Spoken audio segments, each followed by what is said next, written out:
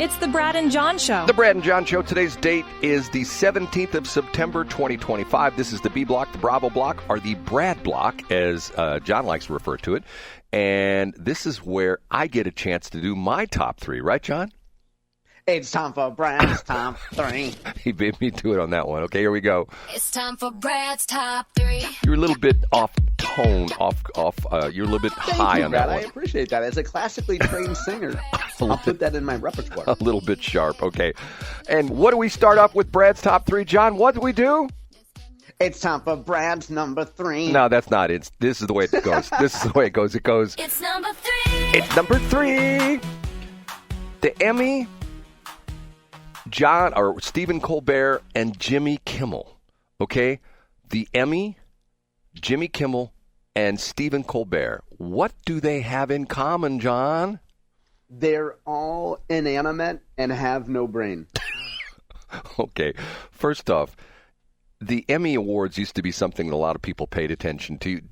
Were you a big guy to follow the Emmy Awards and stuff like that, John?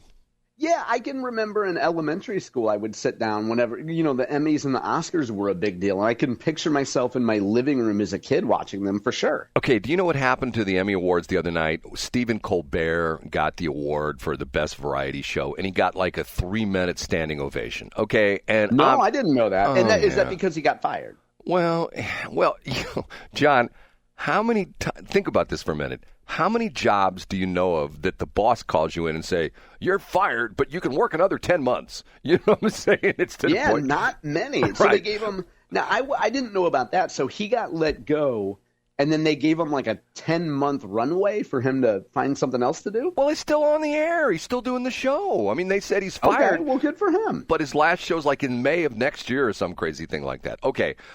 The interesting part of this is I have talked ad nauseum about the fact that my industry, there are two groups of radio owners in my industry now. They're the big corporate guys that own most of the stations in town. That's now the Odyssey, which is now controlled by George Soros, believe it or not. There's Hubbard, which is the operation out of Minneapolis. And then there's, we call it Evil Empire or McRadio, whatever you want to call it. That is the iHeart people, okay? And then there's the independents like myself. And I have gone on many occasions talking about the fact that instead of fighting with each other and competing with each other, the independents should get together and become mutually promotional. In other words, hey. Yeah, but have you made any sort of, I don't know, an ocean or a sea reference to the tide about that, Brad? As the tide rises, so do all boats, John. Now, interesting. Okay. I will give two examples, and I don't know if you remember this or not. When it was announced that Stephen Colbert's show, The Late Show, is getting canceled, I don't know if it was the next night or a couple nights later. Guess who was in the audience for that show, John? Was it Jon Stewart? Well, I don't know if it was Jon Stewart, but I know it was Jimmy Kimmel and it was Jimmy Fallon who were competitors, okay? And then where are you going with this, Brad? And then not too long after that, Jimmy Fallon on The Tonight Show had Greg Gutfeld, who was his competition on Fox. So in other words, they see my view of as the tide rises, so do all boats, okay? Are you saying wait, hold on, Brad. Are you saying they would follow like a, I don't know, Whistling Diesel and Clitoral McFarlane model? Yes.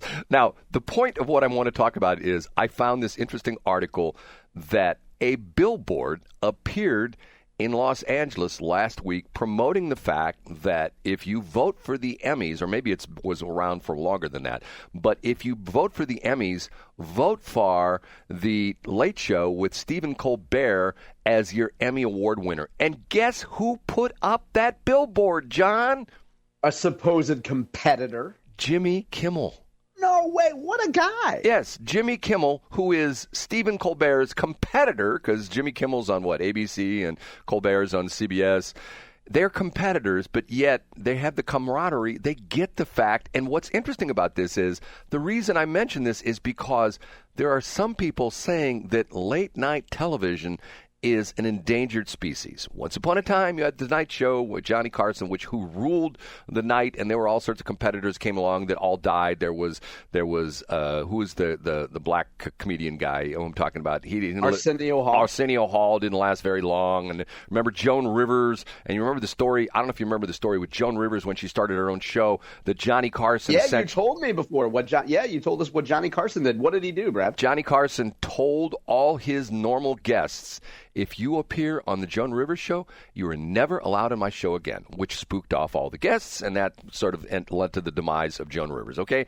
Now, when all of the late-night folks see their shows endangered because of the fact, like the problem with Stephen Colbert, they talk, we're taking Stephen Colbert off the air because he's politically insensitive, and some people don't like him. No, it's because of the show lost $40 million a year. And remember, I mentioned the fact that the Stephen Colbert staff for the Late Show was 200 people. I mean, it's like it takes that's St. Louis public radio level staff. Yes, it is.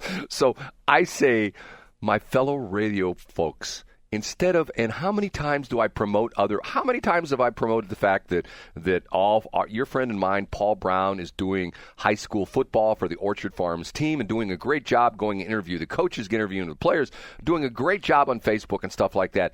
And do you think that the guy who runs that station that he's on, do you think that Rick and Tracy Ellis would ever promote me? Do you think that the refugees, that Joe and Jeff would ever promote our station? Guess what, John? Never. You know what, Brad? DTMTOTS. We've discussed this many times on the show. Just because other people treat you a certain way doesn't mean you have to treat them the same way, Brad. Well, I think I'm taking the high road, but I'm not trying to pat myself on the back. I'm just saying, not at all. I'm just saying, look, you other dudes, get with the program. My competition is not you. It's not Tracy Station or the Viper or any of those. Or Who is the competition, Brad? Tell us. It's the digital stuff. It's Meta. It's Facebook. I know they're one and the same. It's Meta. It's Alphabet. It's Google. Those are the competition. Okay, ready for number 2? Yeah, Brad. It's time for Brad's number 2. It's time for Brad's number 2. And as usual, I'll probably talk about this and John say, well, that's on my list this morning.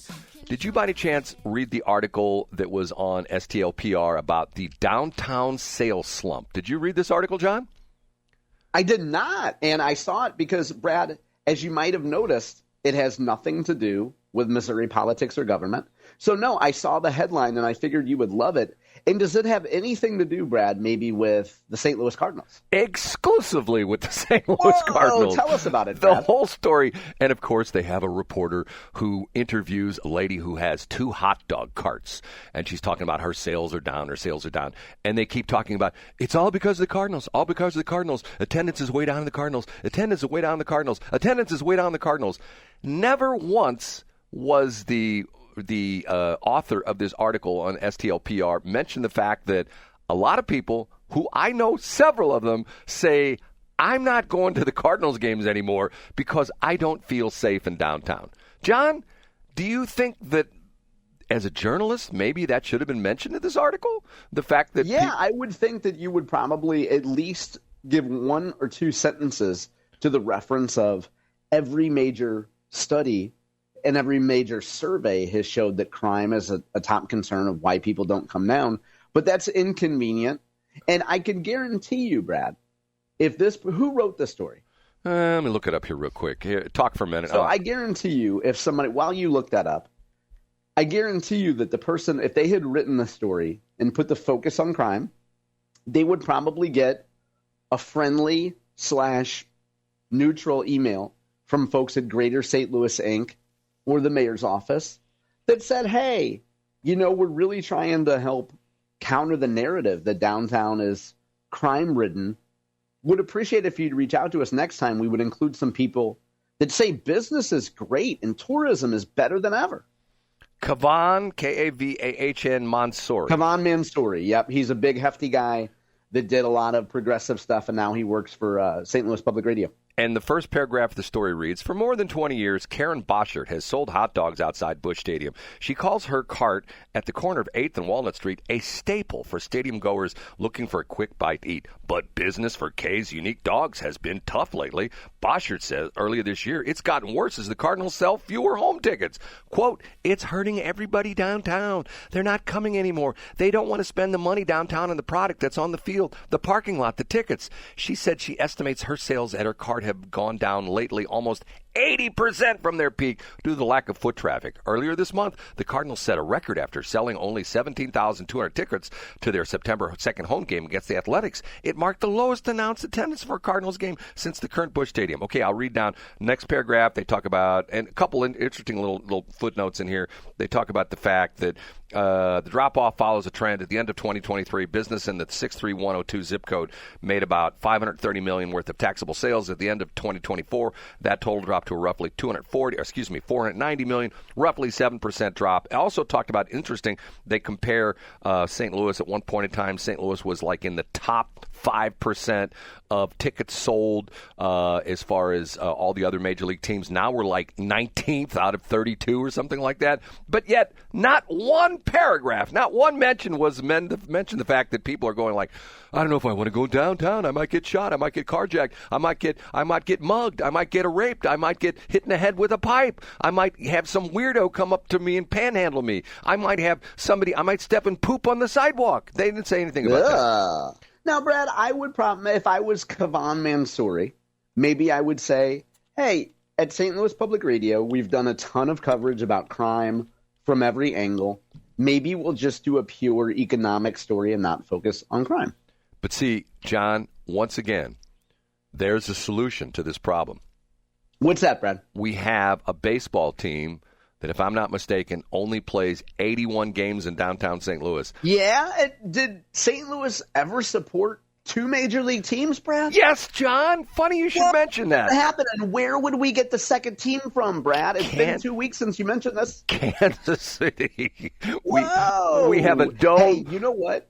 I was just listening to music the other day, Brad, and I heard U2's Homage to You. You know that cover song they did? Who's gonna beat your dead horses? Now, Brad, what Mr. Mansouri does not cite in here is that I actually got an update this morning from Karen Boschert.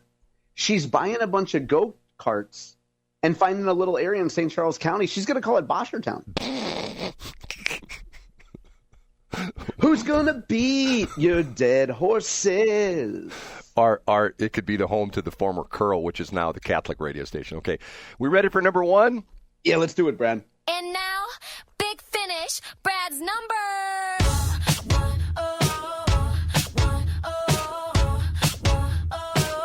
John, I'm getting out my whip, and they've wheeled a dead horse into the studio. Oh, here we go. Call up Bono, because U2's doing that cover song. Brad, what's the dead horse we're going to beat in story number one today? Tonight, from 4 till 6:30, at Dave Sinclair Ford in South County, Dave Sinclair Ford has hired Urology of St. Louis and men, and I guess if you're transgender, you know, that complication thing, but real men and maybe pseudo men can go down to Dave Sinclair between 4 and 6:30 tonight and get a free prostate cancer screening.